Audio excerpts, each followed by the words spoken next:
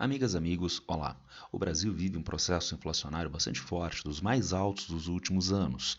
E o Banco Central brasileiro está fazendo o que ele sempre faz para combater a inflação, aumento da taxa de juros, aumento da taxa básica Selic.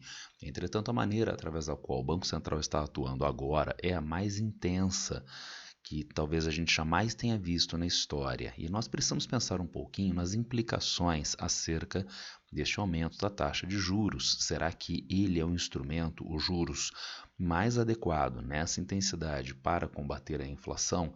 Vamos tentar discutir isso a partir de agora, nesse videozinho bem rápido, mais simples possível. Juros e inflação, o engodo neoliberal no Brasil. Primeiro, taxa de inflação. Todo mundo sabe o que é inflação quando vai ao supermercado. Aumento de preços. As coisas estão mais caras. Mas o que a gente poderia colocar de maneira mais sistemática, ampla, como inflação? Segundo o professor Sandrone, nós temos então a ideia de aumento generalizado e constante de preços, que seria a característica mais essencial da inflação. Essa é a característica. Então, a resposta à pergunta, o que é a inflação? Mas o que causa a inflação? O professor Sandrone nos traz fatores estruturais ligados aos custos e fatores monetários ligados a demanda, tá certo? Claro que esses fatores não aparecem isoladamente, esses fatores aparecem em conjunto. Nós encontramos fatores ligados à demanda, fatores ligados ao custo em conjunto, ora mais um, ora menos outro, tá certo? E vejam, ainda tem o problema da espiral inflacionária. Quando os preços começam a aumentar, como os preços estão ligados uns aos outros na economia, o preço do combustível está ligado ao preço da tarifa do transporte coletivo. Então, quando os preços começam a subir, eles começam a contaminar os outros preços em uma espiral inflacionária, tá certo? Então, como se combate essa inflação? Então, olha só, tá todo mundo cheio de dinheiro, afluência monetária, tá certo? Então, se está todo mundo cheio de dinheiro, o que acontece? Mais gente com renda, todos compram. Então aumenta a demanda. Aumentando a demanda, o que acontece com os preços? Aumentam os preços, tá certo? Então os preços aumentam neste caso porque as pessoas, a economia está farta em recursos financeiros e, consequentemente, aumenta a pressão sobre compra de produtos, bens e serviços e aumentam os preços. O que tem que ser feito então? Ora, a causa é esta montanha de dinheiro. Então, a necessidade de enxugar esta montanha de dinheiro através do aumento da taxa de juros, né? Isto reduz a inflação de demanda, todos estão comprando, a demanda está maior e, portanto, diminui a inflação, aumentando a taxa de juros. Mas aumentar a taxa de juros gera um efeito na inflação e outros efeitos na economia real, na sociedade. Vamos ver isso a partir de agora. Aumento dos juros. Legal, se há aumento dos juros, aumento do custo de financiamento. Colocando de outra forma, as compras a prazo, as compras parceladas ficam mais caras. Você vai comprar o carro, você vai comprar a geladeira, você não vai pagar à vista e você faz um parcelamento. Fazendo um parcelamento, então há juros cobrados, juros mais elevados. No final do parcelamento, você pagou valores muito superiores aos valores originais do produto. Resultado, diminui a demanda. Não era inflação de demanda? Desaquece a demanda e, consequentemente, os preços não podem subir. Então, será que as Casas Bahia, né? Será que a Magazine Luiza, será que a concessionária de veículos pode aumentar o preço do produto se ninguém está comprando? Não, desaqueceu a demanda e, portanto, o aumento dos preços, a velocidade de aumento de preços diminui, tá certo? Uma coisa importante, olha, a inflação é aumento dos preços. Quando a inflação cai de 10% para 5%, não significa, atenção, que os preços caíram. Significa que o ritmo de aumento de preços diminuiu, tá certo? Bom, aumenta então os juros, desaquece o consumo e diminui a inflação de demanda. Mas há outras implicações. Não é só a inflação que reduz. Se há redução da demanda, então houve redução da atividade econômica. O empresário está investindo menos porque ele sabe que as pessoas não vão comprar tendo em vista os juros estarem mais altos. Se o empresário investe menos, não aumenta a oferta de emprego, reduz o emprego. Se reduz o emprego, reduz a renda do trabalhador. Então é um problema bastante grave aumentar os juros, porque reduz a inflação? Sim, reduz a inflação, mas reduz também a atividade econômica, reduz emprego, reduz renda do trabalhador. Então todos, ou praticamente todos, sofrem na sociedade. Mas será que é necessário aumentar os juros? Será que há um processo inflacionário instalado no Brasil? Sim, no Brasil e no mundo. Dá uma olhadinha aqui a tabelinha do Poder 360 para a inflação em 2022. Então o Brasil está na quarta posição, olha, com 12% de inflação acumulada nos últimos 12 meses. Há países piores, a Turquia, a Argentina, a Rússia. A Rússia que vive sanções por causa da guerra da Ucrânia, tem uma inflação de quase 18% e o Brasil tem um pouco mais de 12%. Nós estamos muito longe da inflação russa. E os outros países também, vejam nos Estados Unidos 9%, no Reino Unido 9%, nos Estados Unidos 8,3%, na União Europeia 8,1%. Então há sim inflação em vários países do mundo e aqui no Brasil também uma das mais altas do mundo, tá certo?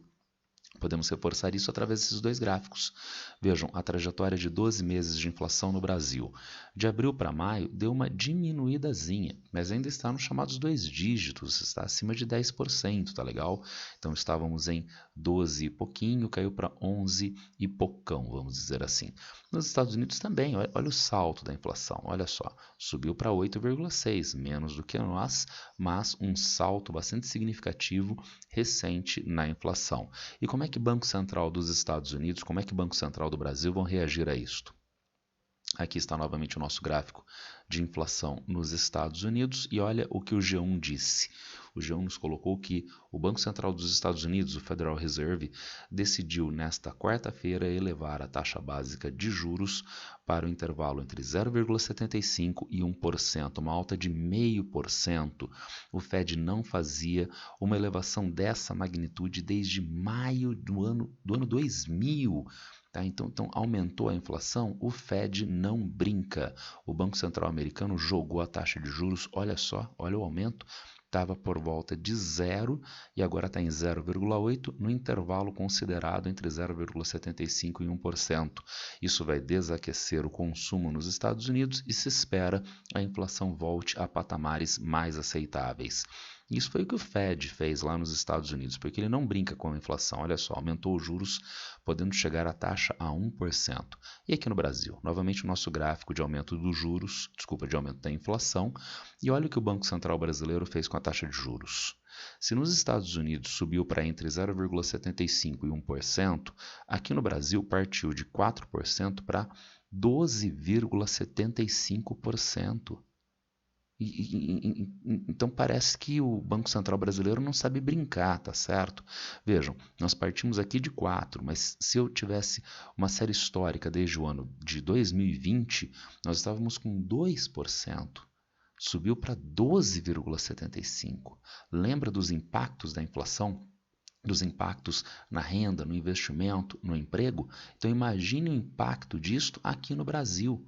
Mas ainda tem mais um problema grave. Nós vimos, e com o professor Sandrone, que a inflação pode ser por causas monetárias ou estruturais. Causas estruturais são os custos que estão aumentando. Tá? Causas monetárias, tem muito dinheiro, tá? É inflação de demanda. Será que no Brasil a inflação é de demanda para ser combatida com o aumento dos juros? A inflação no Brasil é de alimentos. Lembra do velho ano de 2020? No ano de 2020, nós tivemos auxílio emergencial de R$ 600 para as famílias. E com este auxílio emergencial, teve um aumento significativo de renda de boa parte das famílias aqui no Brasil, das famílias mais pobres. E o que essas famílias mais pobres fizeram? Fizeram o que elas nunca faziam e não fazem agora novamente: comprar alimentos. Aumentou então a demanda por alimentos, aumentou o preço dos alimentos. Primeiro erro do senhor governo federal. Será que Bolsa Família pagava R$ 250 para todo mundo? Claro que não. há um escalonamento de pagamentos maiores para famílias mais pobres. Então, pagamento menor para famílias que não estão em grau de miséria ou não estão numa pobreza tão acentuada. O que o governo federal fez? Jogou R$ 600 para todo mundo. Resultado, primeiro em termos sociais, muita gente que precisava de mais não teve. E muita gente que não precisava dos R$ 600 passou a ter aumento da renda, pressionando na oferta de alimentos, pressionando o preço dos alimentos. Primeiro erro do senhor governo federal. Mas vejam, lembrando do professor Sandrone, a espiral inflacionária. Esta inflação de alimentos entra no IPCA, Índice de Preços ao Consumidor Amplo. E nós temos os chamados preços administrados. Preço, por exemplo, da energia elétrica. Então, na hora que há aumento do preço dos alimentos, há aumento do IPCA, o índice que regula, um dos índices de regulação de medição da inflação do Brasil. Este índice impacta outros preços, criando, portanto, uma espiral inflacionária. Então, isto é inflação de demanda? Não, não é. É preço administrado. Mais uma causa da inflação? O aumento do preço do petróleo no mercado internacional. E este aumento do petróleo é repassado integralmente aqui no Brasil na paridade de preços de importação. Estranho, né? O Brasil é exportador de petróleo, mas ele é exportador de petróleo, ele tem custos de extração de petróleo aqui no território nacional em reais, mas nós utilizamos os preços da Bolsa de Valores de Nova York, da Bolsa de Londres, para balizar o preço do petróleo aqui no Brasil. Veja, é paridade de preços de importação.